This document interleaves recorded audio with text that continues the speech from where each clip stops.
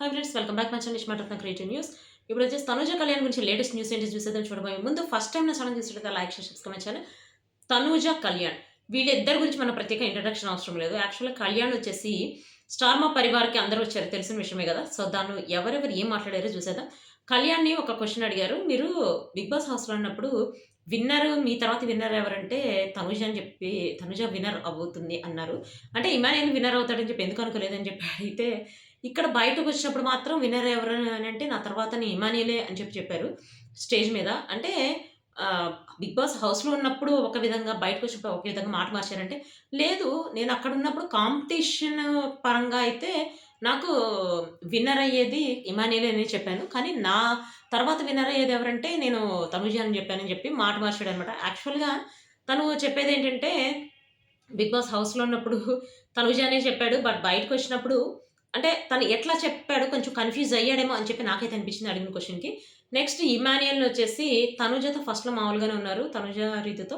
మరి మధ్యలో కొంచెం క్రాషెస్ వచ్చినట్టు ఎందుకు మాట్లాడుకోలేదంటే, ఏమో ఏమైందో నాకు తెలీదు. కానీ మా ఇద్దరి మధ్య మాత్రం కొంచెం గ్యాప్ వచ్చిందని చెప్పి చెప్పాడనమాట. ఇంకొకటొచ్చేసి రీతు.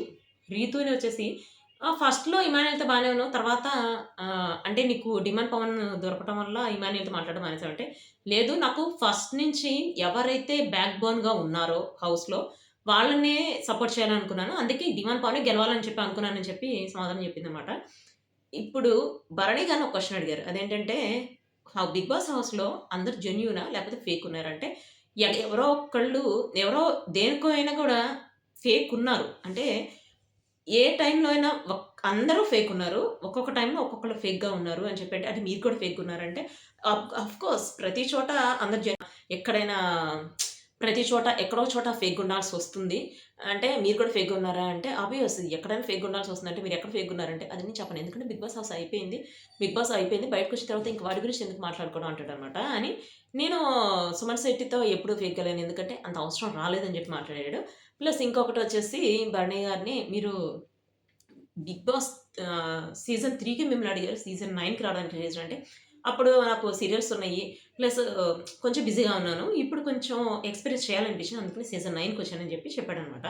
తనుజ ఉండుంటే బాగుండేదని నాకైతే అనిపించింది. ఎందుకంటే తనుజని కూడా కళ్యాణ్ విన్ అవుతాడని చెప్పి నువ్వు అనుకున్నావా అని చెప్పి అడిగితే, అప్పుడు ఇప్పుడు ఏం సమాధానం చెప్పేదో నాకు తెలిసైతే కరెక్ట్ మామూలుగానే చెప్పేది.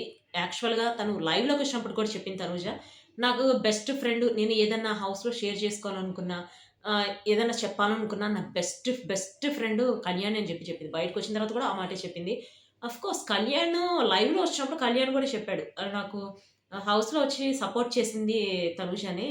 తను బ్యాక్ బోన్‌గా నిలిచిందని చెప్పాడు. అంటే వాళ్ళు లైవ్‌లోకి వచ్చినప్పుడు మామూలుగానే చెప్తున్నారు. కానీ ప్రోగ్రామ్స్‌లోకి వచ్చినప్పుడు కొంచెం డిఫరెంట్‌గా మాట్లాడుతున్నారు. Latest updates. See you next video guys. By.